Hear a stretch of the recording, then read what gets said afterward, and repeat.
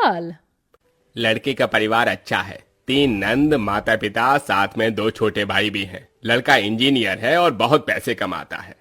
ये सुनते ही नैना के होश उड़ जाते हैं। 3 नंद, 2 छोटे देवर, ऊपर से सास ससुर के साथ मेरा पति, इतना बड़ा परिवार। अरे माँ, इतने बड़े परिवार में तो मैं परेशान ही हो जाऊंगी। काम भी करूं और उनके ताने भी अलग से सुनो। अरे बेटी, परेशान क्यों होती है? पंडित जी, मेरी बेटी के लिए ससुराल ऐसा दिखाओ जहां माता पिता और लड़का इकलौता हो, ताकि मेरी बेटी को ज्यादा परेशानी ना उठानी पड़े।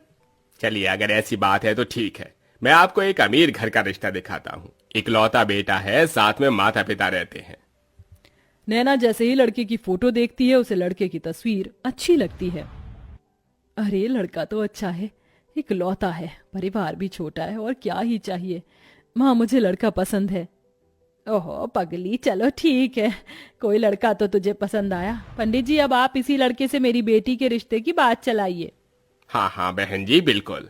फिर क्या था, पंडित उस अमीर घर में जाकर रिश्ते की बात कर लेता है। अब दोनों परिवार एक दूसरे से मिलने लगते हैं और उनका आना जाना लगा रहता है। बहुत जल्द शादी की तारीख भी निकल आती है। मुझे नहीं पता था कि इतनी जल्दी शादी की तारीख भी निकल आएगी। बेटी, अपने ससुराल में जाकर खुश रहना। खुश तो रहूंगी ही माँ, छोटा सा परिवार है, सुबह शाम रोटी, दोपहर में सोना, फिर रात को आराम करना।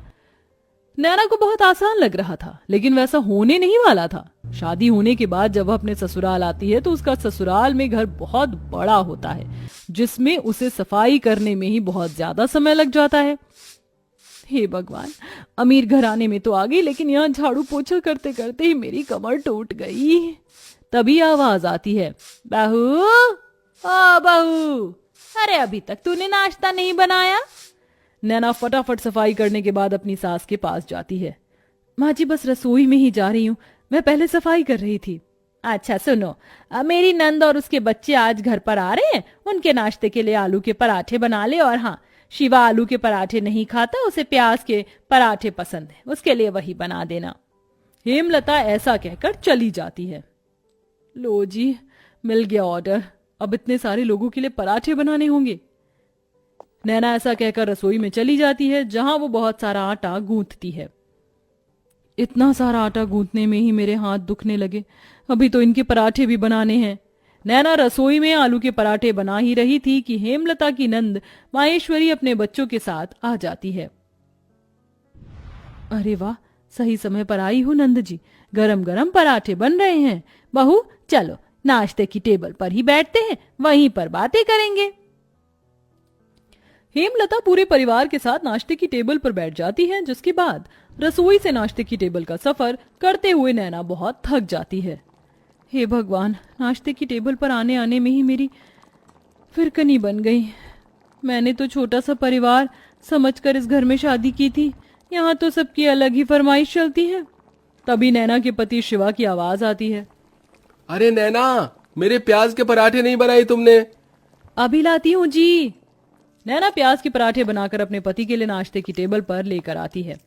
ये लीजिए प्याज के पराठे।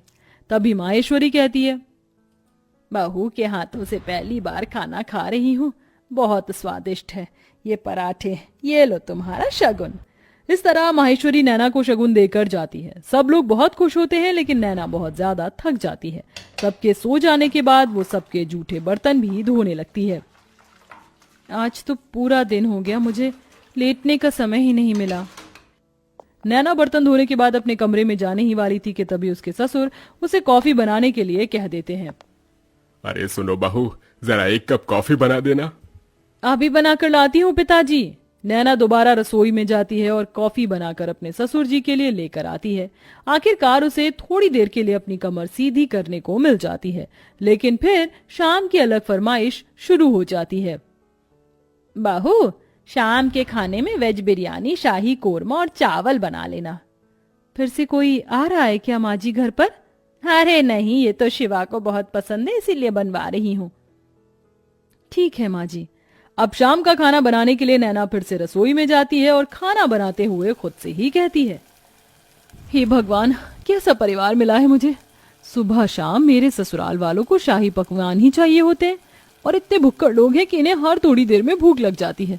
डिनर में इतना हैवी खाना कौन खाता है? मैं तो बेकार ही फंस गई इस घर में आकर। नैना ऐसा खुद से बोलते हुए खाना बनाती रहती है। उसे रसोई में बहुत गर्मी भी लगती है, लेकिन फिर भी वह खाना बनाती है।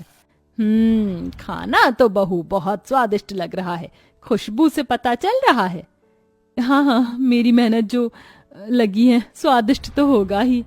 नैना भी खाने की टेबल पर बैठकर खाना खाने ही वाली थी कि तभी किसी के आने की दस्तक होती है। हेलो गाइस, मेरे बिना ही खाना खा रहे हो? अरे बेटा चिराग, तुम यहाँ विदेश से कब लौटे? मेरे साथ मेरे कुछ दोस्त भी घर पर आए हैं। आज ही हम ऑस्ट्रेलिया से इंडिया आए हैं। कितने दिनों बाद तुझे देख रहा हूँ नैना। ये मेरे ताऊजी का लड़का है, विदेश पढ़ने चला गया था बचपन में। मेरा जिगरी यार यही है। जाओ नैना, इन सब के लिए भी खाना परोस कर ले आओ। अगर रोटी कम हो तो और बना लेना। हेमलता ऐसा कहकर बेचारी नैना को फिर से रसोई में भेज देती है। नैना को खाने के साथ दोबारा से रोटियां भी बनानी पड़ती हैं और वो बहुत ज्यादा थक जाती है। सबको खाना खिलाते हुए उसी के लिए खाना नहीं बचता। ये लो, बस यही रह गया था, मेरे लिए थोड़ा भी खाना नहीं बचा। कैसे भुक्कड़ लोग हैं, एक बार भी मेरे बारे में नहीं सोचते हैं। नैना को बहुत बुरा लगता है। वो अपने कमरे में सोने चली जाती है। इसी तरह जब भी वह कुछ बनाया करती तो सारा खाना उसके ससुराल वाले ही खा जाते हैं और उसके लिए कुछ नहीं बचता। ऊपर से घर में मेहमानों का आना जाना लगा ही रहता है, जिसके चलते एक दिन नैना की बहुत ज्यादा तबीयत खराब हो जाती है। इनके शरीर में बहुत ज्यादा थकावट है। लगता है काफी दिनों से जरा भी आराम नहीं मिला है, इसलिए शरीर में कमजोरी हो गई है। ये मैंने दवाइयां दे दी हैं, बस आप इन्हें थोड़ा आराम करने दीजिए, जल्दी ही ठीक हो जाएंगी। डॉक्टर की ये बात सुनने के बाद हेमलता को अपनी गलती का एहसास होता है और वह अपनी बहू के पास जाकर उससे कहती है, जब से तुम इस घर के अंदर आई हो सारे काम तुम ही देख रही हो। मैंने तो कोई काम नहीं किया है और ये भी नहीं सोचा कि तुम कितनी थक जाती होगी। मुझे माफ कर देना बहू, लेकिन आज से मैं भी तुम्हारी मदद करवाया करूंगी। माँ जी, आपको माफी मांगने की जरूरत नहीं है। मैं इस घर की बहू हूं और घर की जिम्मेदारी समझना मेरा फर्ज है। नैना इतना कह रही थी कि तभी घर पर उसकी तबीयत के बारे में सुनते ही ताई जी, मौसी जी, बुआ जी सब आ जाती हैं उसकी देखरेख के लिए। हमारे रहते बहू को एक भी काम करने की जरूरत नहीं पड़ेगी। अरे बुआ ताई जी हैं ना, और मौसी जी भी हैं, हम सब मिलकर सारे काम कर लेंगे। इस तरह सब लोग नैना की बहुत अच्छे से देखरेख करते हैं। नैना को इससे ये समझ आता है कि रिश्तेदारों का आना जाना अच्छा होता है और सबके साथ प्यार प्रेम से रहना भी बहुत जरूरी है। जैसे ही वो ठीक हो जाती है, वो पहले की तरह फिर से घर की सारी जिम्मेदारियां खुद उठा लेती है। चलिए, आप सभी आज खाने की टेबल पर बैठिए। अब मेरी तबीयत बिल्कुल ठीक है। मैं आप सभी के लिए आपकी पसंद का खाना बनाऊंगी। नैना ऐसा कहकर रसोई में चली जाती है। पीछे से हेमलता आती है। अब से मैं भी तुम्हारी रसोई में मदद करवाया करूंगी और मैं जानती हूँ आखिरी में तुम्हारे लिए कुछ नहीं बचता, इसलिए पहले ही तुम अपने लिए खाना निकाल लिया करना। ये सुनते ही नैना को बहुत खुशी होती है और उसे अपनी माँ की याद आ जाती है, जिसकी वजह से उसकी आंखें भर आती हैं। अरे ये क्या बहू, तू रोने क्यों लगी? बस आज आपकी बातें सुनकर मुझे अपनी माँ की याद आ गई। हेमलता उसे गले से लगा लेती है। इस तरह दोनों सास बहू मिलकर घर को संभालती हैं और एक साथ खुशी खुशी रहने लगती हैं।